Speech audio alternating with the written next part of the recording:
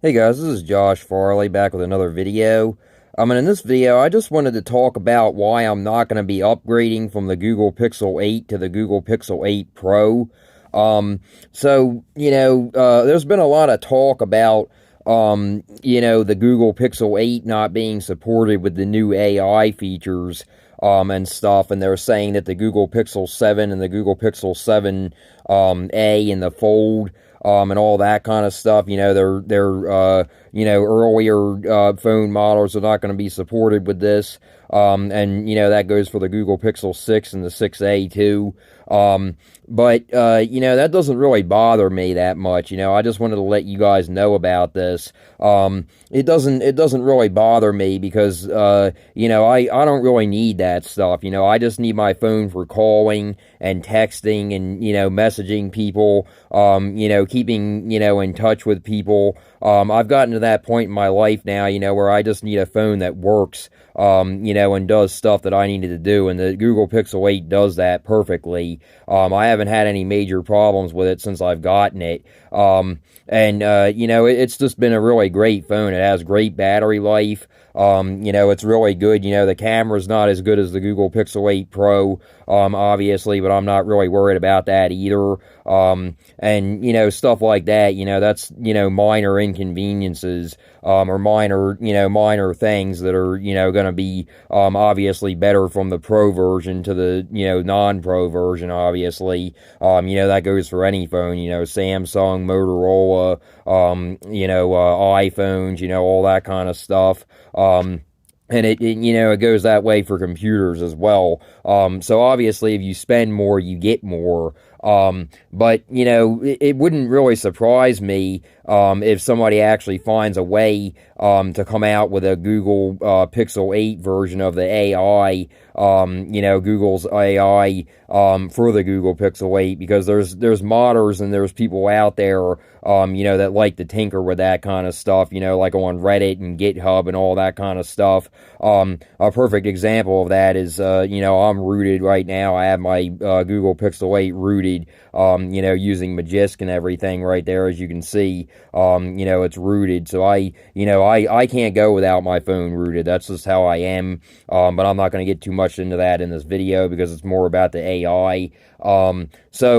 It's not really that big of a deal to me. I actually thought about upgrading to the Google Pixel 8 Pro, but it's not really, it's not worth it to me. I mean, like I said, it's possible that a developer, a third-party developer, will come along and get it to work on the actual Google Pixel 8, the slimmer version they call it, I guess, compared to the Google Pixel 8 Pro. But I really like this phone. It's really good. I haven't had any problems with it. Like I said, the UI has been fantastic. It works with my Google Pixel Watch 2 LTE very well. It works with my Google Pixel Buds Pro very well. Like I said, I need a phone for calling and texting. I don't need a phone for, AI purposes. I can actually go into this article here. It's actually from Tom's Guide. And it says Google Pixel 8 users will miss out on this advanced AI features. Here's what you need to know.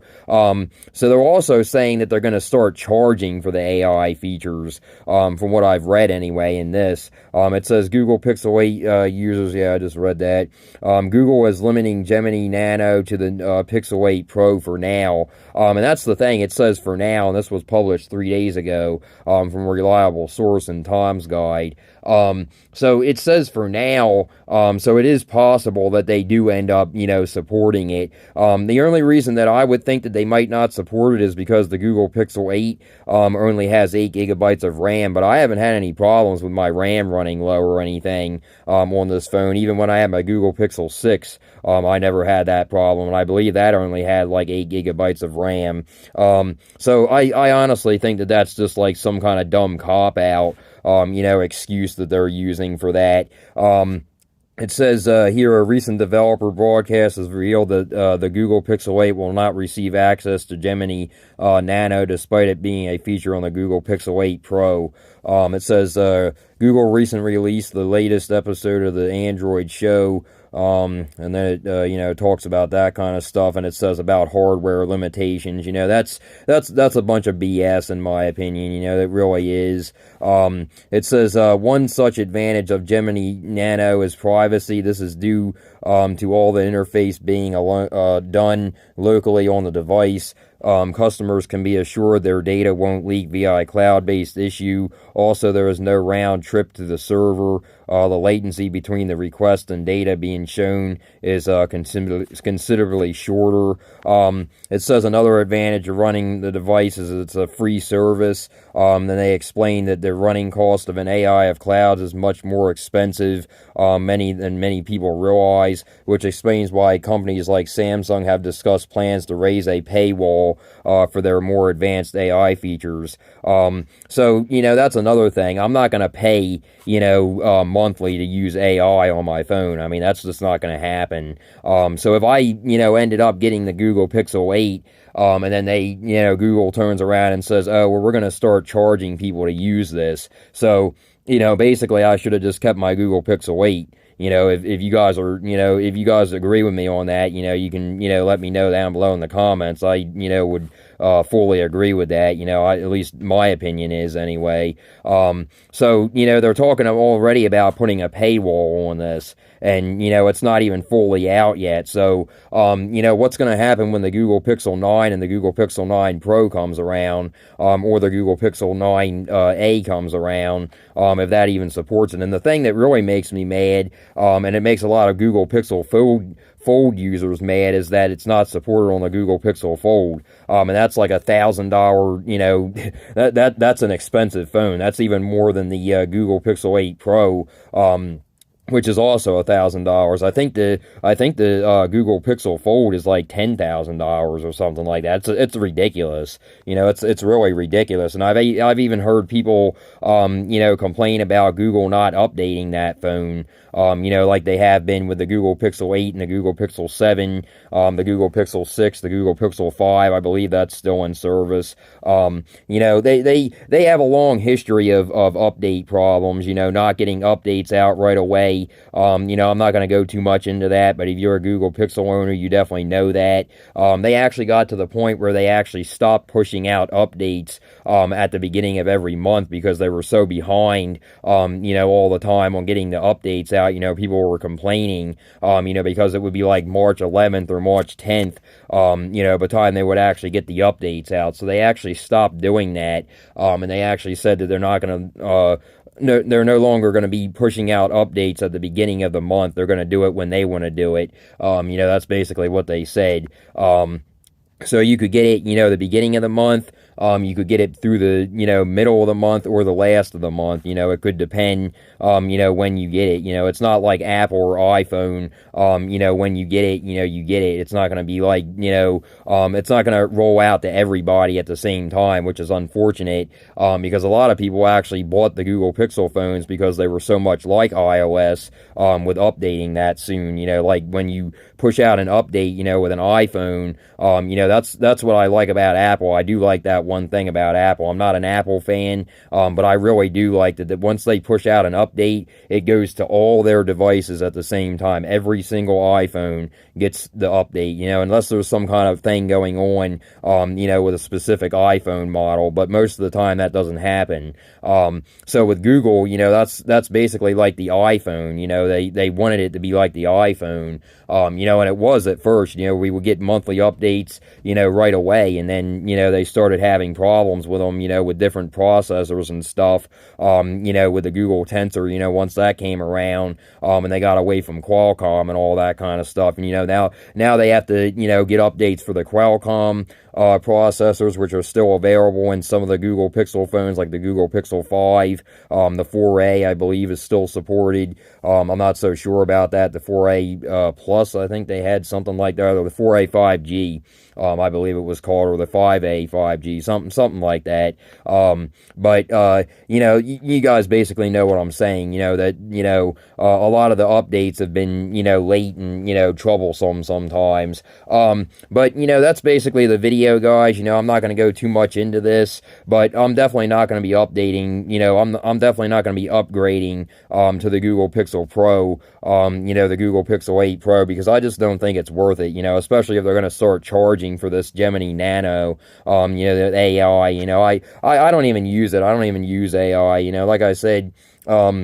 This phone does everything I need it to do. It takes calls, gets calls, texts, messages, everything that I needed to do. So I'm not worried about that. I'm not worried about AI. Some people would be.